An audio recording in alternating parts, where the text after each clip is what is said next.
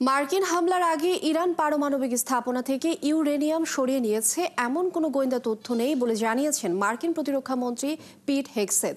এদিকে পারমাণবিক চুক্তি নিয়ে আগামী সপ্তাহে যুক্তরাষ্ট্রের সঙ্গে বৈঠকে বসার কোনো পরিকল্পনা নেই বলে জানিয়েছে ইরান। দর্শক, বিশ্বের নানা প্রান্তের এমন নানা রকম সব খবর নিয়ে বিশ্বযুগের আজকের আয়োজনে স্বাগত জানাচ্ছি আমি লিনিয়া আফরোজ।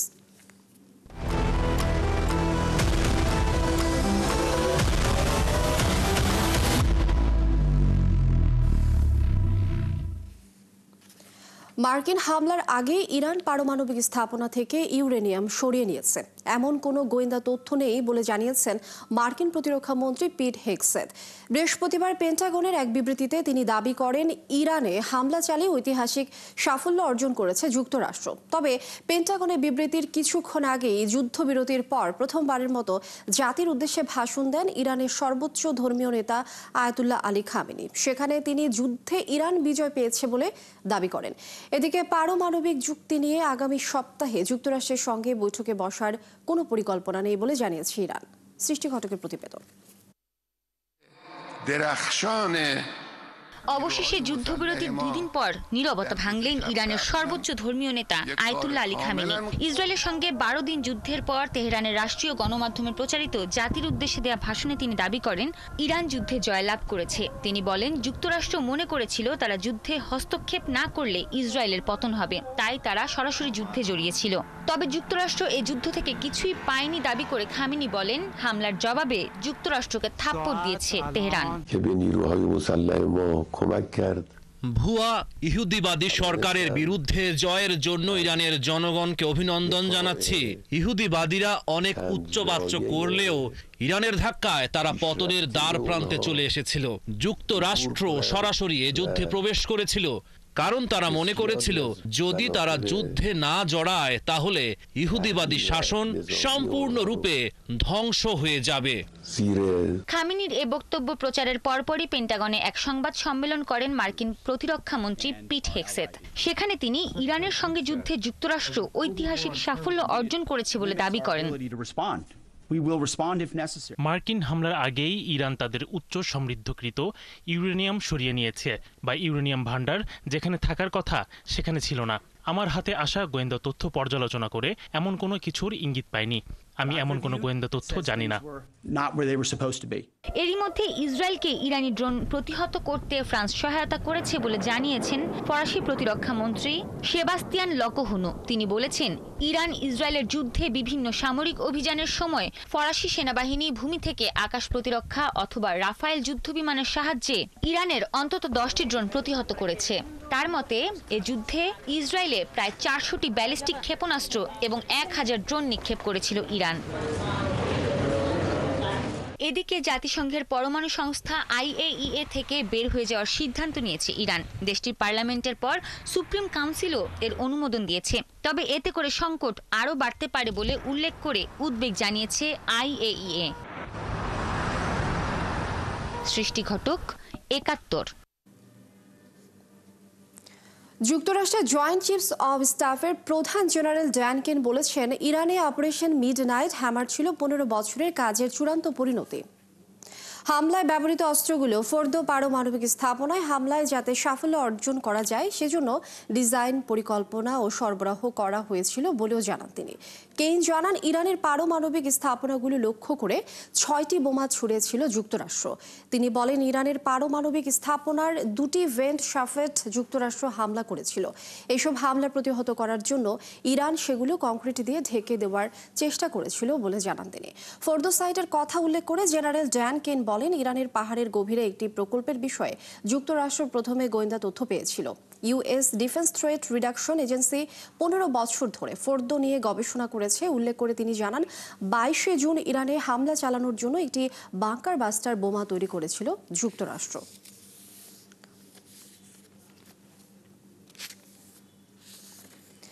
ইরান ইসরায়েল সংঘাতের পর ইসরায়েলি গোয়েন্দা সংস্থার সঙ্গে সংশ্লিষ্টতার সন্দেহে ব্যাপক হারে গ্রেপ্তারের পাশাপাশি একাধিক মৃত্যুদণ্ড কার্যকর করেছে তেহরান। জাতীয় নিরাপত্তার স্বার্থে সন্দেহভাজনদের গ্রেপ্তার করা হচ্ছে বলে দাবি করেছে দেশটির কর্মকর্তারা। ইরানি কর্মকর্তারা বলছেন, ইরানের নিরাপত্তা বাহিনীতে ইসরায়েলি এজেন্টদের অনুপ্রবেশ নজিরবিহীন পর্যায়ে পৌঁছেছিল। তাদের সন্দেহ ইসরায়েলকে সরবরাহ করা তথ্যে একাধিক উচ্চ পর্যায়ের হত্যাকাণ্ড সংগঠিত হয়েছে। এর মধ্যে রয়েছে ইসলামী বিপ্লবী গার্ড বাহিনীর শীর্ষ কমান্ডার এবং পরমাণু বিজ্ঞানীদের নিশানা করে হত্যা করেছে বলে দাবি ইরানের। 12 দিনের এই সংঘাতের সময় ইসরায়েলের হয়ে গুপ্তচর বৃত্তির অভিযোগে ইরান 3 জনকে মৃত্যুদণ্ড দিয়েছে। যুদ্ধবিরতির একদিন পর বুধবার আরও 3 জনকে একই অভিযোগে মৃত্যুদণ্ড দেওয়া হয়। এছাড়া দেশ জুড়ে শতাধিক সন্দেহভাজনকে গ্রেপ্তারের কথা জানিয়েছে কর্তৃপক্ষ। তবে অনেকের আশঙ্কা, এটি বিরোধী কণ্ঠ দমন ও জনগণের উপর নিয়ন্ত্রণ আরও শক্ত করার একটি উপায়।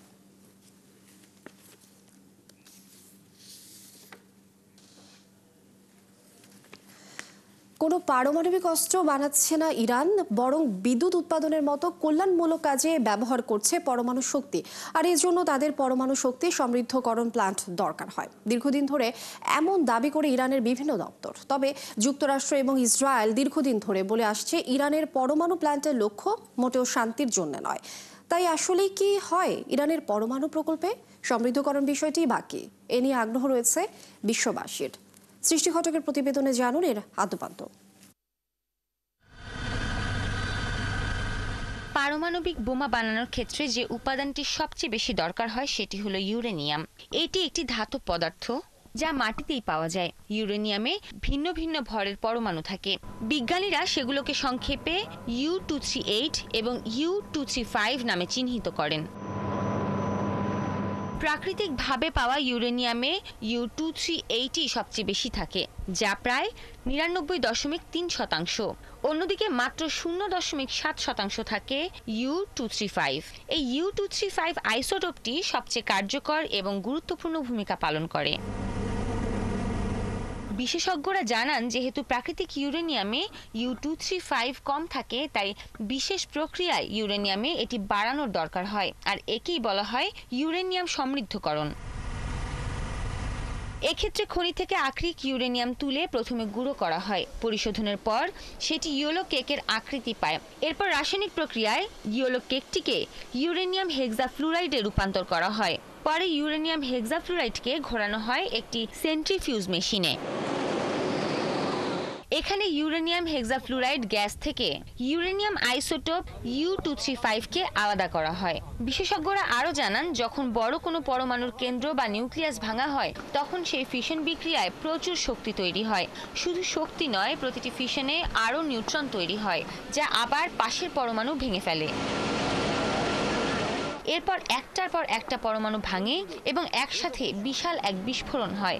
বিদ্যুৎ উৎপাদনের জন্য 3 থেকে 5% ইউরেনিয়াম সমৃদ্ধ করা সম্ভব, কিন্তু পারমাণবিক বোমা তৈরি করতে হলে 90%-এর ওপরে ইউরেনিয়াম সমৃদ্ধ করার দরকার হয়।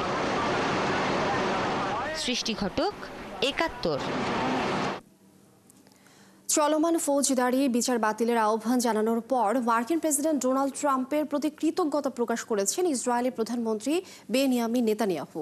বৃহস্পতিবার সামাজিক যোগাযোগ মাধ্যম এক্সে দেয়া পোস্টে নেতানিয়াহু বলেন, অভিন্ন শত্রুদের পরাজিত করতে ট্রাম্পের সঙ্গে কাজ করে যাবেন তিনি।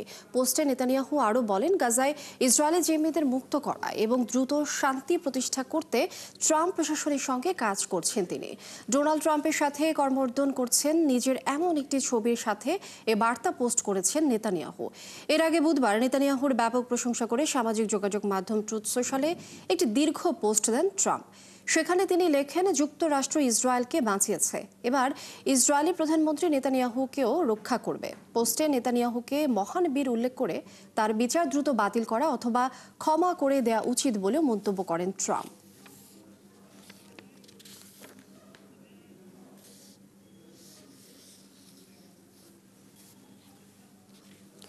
ফিলিস্তিনের গাজা ভূখণ্ডে ইসরায়েলি হামলায় একদিনে নিহত হয়েছেন অন্তত 72 জন। আহত বহু ফিলিস্তিনি। এরই মধ্যে উত্তর গাজায় ক্রসিং পয়েন্ট বন্ধ করে দিয়েছে ইসরায়েল। এতে বন্ধ হয়ে গেছে গাজায় ত্রাণ সরবরাহের সবচেয়ে সরাসরি পথ। গত 4 সপ্তাহে ত্রাণ বিতরণ কেন্দ্রে ইসরায়েলি হামলায় অন্তত 549 জন ফিলিস্তিনি নিহত হয়েছেন। আহত হয়েছেন আরও 4066 জন। এদিকে হামাস আবারও ত্রাণ লুটপাট করছে এমন অভিযোগ তুলে ত্রাণ বিতরণ বন্ধ করে দিয়েছে ইসরায়েল। তবে গাজাবাসী ইসরায়েলের এই অভিযোগ অস্বীকার করেছে। সৃষ্টি ঘটকের প্রতিবেদনে বিস্তারিত। আবারও ফিলিস্তিনের গাজা উপত্যকার একটি স্কুল ভবনে ভয়াবহ বিমান হামলা চালিয়েছে ইসরায়েলি প্রতিরক্ষা বাহিনী IDF। গাজা সিটির শেখ রেদওয়ান উপশহরের ওই স্কুল ভবনে আশ্রয় নিয়েছিলেন বাস্তুচ্যুত মানুষজন। এছাড়া গাজার খান ইউনিস আল মাওয়াসিতেও এদিনও অব্যাহত ছিল ইসরায়েলি হামলা। এসব হামলায় হতাহত হন আরও বহু ফিলিস্তিনি। স্কুলে হামলা করার মতো কি আছে? সেখানে তো কোনো হামাস নেই। আমরা সাধারণ মানুষজন কোনো মতে থাকছিলাম। বাচ্চাগুলোকে যে এভাবে হত্যা করছে তারা, ওরা কি করেছে? কোনো কারণ ছাড়াই দিনের পর দিন তারা নিরীহ নিরস্ত্র মানুষকে এভাবে হত্যা করছে। আমার বোন, তার স্বামী, সন্তান আশ্রয় নিয়েছিল ওই স্কুল রুমে। সবাই এক হামলায় নিশ্চিহ্ন হয়ে গেল আজ। একই দিন গাজার দেইর আল বালাহ এলাকার একটি বাজারেও বোমা হামলা চালায় ইসরায়েলি সেনারা। সেখানেও বহু মানুষ নিহত হন। এরই মধ্যে হামাস ত্রাণ লুট করছে এমন অভিযোগ তুলে গাজার উত্তরাঞ্চলে ত্রাণ সরবরাহ স্থগিত করেছে ইসরায়েল। ইসরায়েলি প্রধানমন্ত্রী বেনিয়ামিন নেতানিয়াহু এবং প্রতিরক্ষা মন্ত্রী ইসরায়েল কাটজ এক যৌথ বিবৃতিতে বলেন, হামাসের এই লুটপাট বন্ধ করার জন্য দুদিনের মধ্যে একটি পরিকল্পনা দাঁড় করাতে সেনাবাহিনীকে নির্দেশ দেওয়া হয়েছে। অবশ্য স্থানীয়দের দাবি, হামাস ত্রাণ চুরি নয় বরং রক্ষা করছিল। হামাসও ত্রাণ বিতরণ প্রক্রিয়ায় সম্পৃক্ত থাকার অভিযোগ অস্বীকার করেছে। এদিকে গাজার মানবিক সংকট নিয়ে উদ্বেগ জানিয়ে দ্রুত যুদ্ধবিরতিতে পৌঁছাতে আবারও আহ্বান জানিয়েছে জাতিসংঘের মানবাধিকার বিষয়ক সংস্থা। এ সময় 25 জুন থেকে ত্রাণ বিতরণ কেন্দ্রে ইসরায়েলি হামলায় 598 জন ফিলিস্তিনি নিহতের ঘটনায় নিন্দা জানিয়েছেন সংস্থাটির প্রধান ভলগার তুর্ক। সৃষ্টি ঘটক, 71।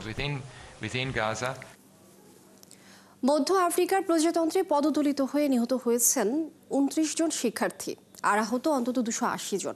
দেশটির রাজধানী বাংওয়ে একটি স্কুলে এই ঘটনা ঘটে। শুক্রবার দেশটির গণমাধ্যমে জানায়, বুধবার উচ্চ মাধ্যমিক সমাপনী পরীক্ষার দ্বিতীয় দিনে লাইসে বার্থেলেমি বোগান্ডা স্কুলে পরীক্ষা অংশ নিয়েছিল প্রায় 6000 শিক্ষার্থী। এ সময় স্কুল ভবনের নিচতলায় একটি বিদ্যুৎ ট্রান্সফরমারে বিস্ফোরণ ঘটে। বিস্ফোরণের শব্দ ও ধোঁয়ার কারণে শিক্ষার্থীদের মধ্যে হঠাৎ আতঙ্ক ছড়িয়ে পড়লে হুড়োহুড়ি করে বের হতে গিয়ে এই দুর্ঘটনা ঘটে। এই ঘটনায় 3 দিনের রাষ্ট্রীয় শোক ঘোষণা করে আহতদের বিনামূল্যে চিকিৎসা দেওয়ার নির্দেশ দিয়েছেন দেশটির প্রেসিডেন্ট। আন্তর্জাতিক মহাকাশ স্টেশন ISS-এ পা রেখে ইতিহাস গড়েছেন ভারতীয় মহাকাশচারী গ্রুপ ক্যাপ্টেন শুভাংশু শুক্লা। তিনি প্রথম ভারতীয় যিনি কক্ষপথের এই মহাকাশ গবেষণা কেন্দ্রে প্রবেশ করেছেন। যুক্তরাষ্ট্রভিত্তিক বেসরকারি মহাকাশ সংস্থা এক্সিওম স্পেস পরিচালিত অভিযান এক্সিওম 4 সফলভাবে মহাকাশ স্টেশনের সঙ্গে যুক্ত হওয়ার পর বৃহস্পতিবার ভোরে 4 সদস্যের ক্রু সেখানে প্রবেশ করেন। এর আগে বুধবার X4 মিশনটি উৎক্ষেপণ করা হয়। এই অভিযানে নেতৃত্ব দেন নাসার সাবেক অভিজ্ঞ মহাকাশচারী পেগি হুইটসন, আর পাইলটের দায়িত্ব পালন করেন গ্রুপ ক্যাপ্টেন শুক্লা। অভিযানটি নাসা, ভারতের মহাকাশ গবেষণা সংস্থা ইসরো, ইউরোপীয় মহাকাশ সংস্থা ইসা এবং স্পেস এক্সের যৌথ উদ্যোগে বাস্তবায়িত হচ্ছে। 2 সপ্তাহের এই অভিযানে 4 সদস্যের ক্রু দলটি মোট 7টি বৈজ্ঞানিক গবেষণা পরিচালনা করবেন। এর মধ্যে 7টি গবেষণার পরিকল্পনা করেছে ভারতের মহাকাশ গবেষণা সংস্থা ইসরো।